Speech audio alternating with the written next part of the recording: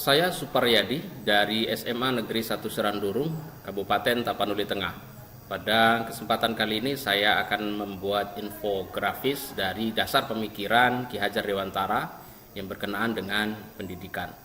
Sebagaimana kita paham bersama bahwa filosofi dari Ki Hajar Dewantara tentang pendidikan itulah yang menjadi dasar berkembangnya pendidikan di Indonesia. Meskipun ia dicetuskan atau disampaikan puluhan tahun yang lalu, namun hingga saat ini pemikirannya masih relevan dengan perkembangan zaman dan juga alam yang ada di Indonesia.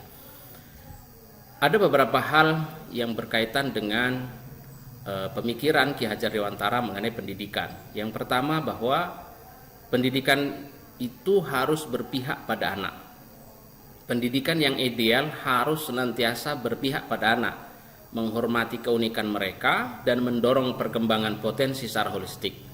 Jadi perhatian kita adalah semata-mata untuk perkembangan anak secara holistik, baik itu pengetahuannya, keterampilannya, juga sikapnya.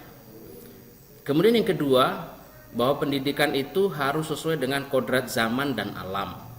Pada poin ini Ki Hajar Dewantara menekankan bahwa pendidikan harus mampu menjawab dan mengantisipasi perkembangan zaman, tapi tidak melupakan akar budayanya sendiri. Zaman berkembang diikuti, tapi tetap berpijak kepada budaya sendiri. Kemudian yang ketiga, bahwa pendidikan itu harus menuntun. Maknanya adalah bahwa guru harus menuntun tumbuh kembang anak, menemukan kekuatan dirinya untuk mencapai keselamatan dan kebahagiaannya. Bahwa guru tidak mungkin bisa melukiskan akan masa depan anak, tapi kita bisa menuntun mereka untuk mencapai masa depannya, mengukir masa depannya, mengukir akan keberhasilan masa depannya. Kita tuntun mereka. Kemudian yang keempat itu berkenaan dengan trilogi pendidikan yang sangat familiar bagi kita, yang disampaikan oleh Ki Hajar Dewantara, ing ngarso sung tulodo, ing madya mangun karso, tuturi handayani. Di depan dia memberikan teladan bahwa guru adalah digugu dan ditiru. Dia bisa menjadi teladan. Ing madya mangun karsa, di tengah dia memberikan motivasi, memberikan karsa, memberikan kekuatan.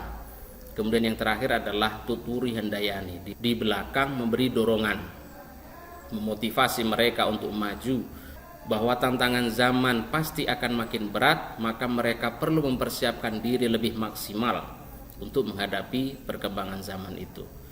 Kemudian yang berikutnya adalah tentang budi pekerti, bahwa pendidikan yang baik tidak hanya mencakup pengetahuan, tetapi juga membentuk dan mengembangkan budi pekerti yang luhur pada generasi muda.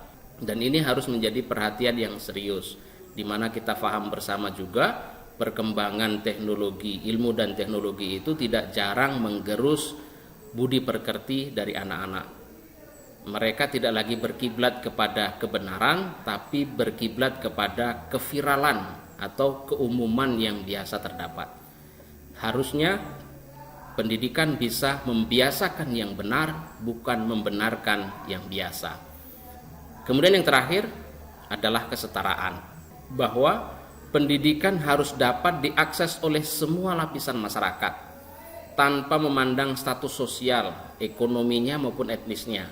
Ia memperjuangkan hak pendidikan bagi semua anak Indonesia. Jadi pendidikan tidak boleh bersifat eksklusif, tapi dia harus inklusif.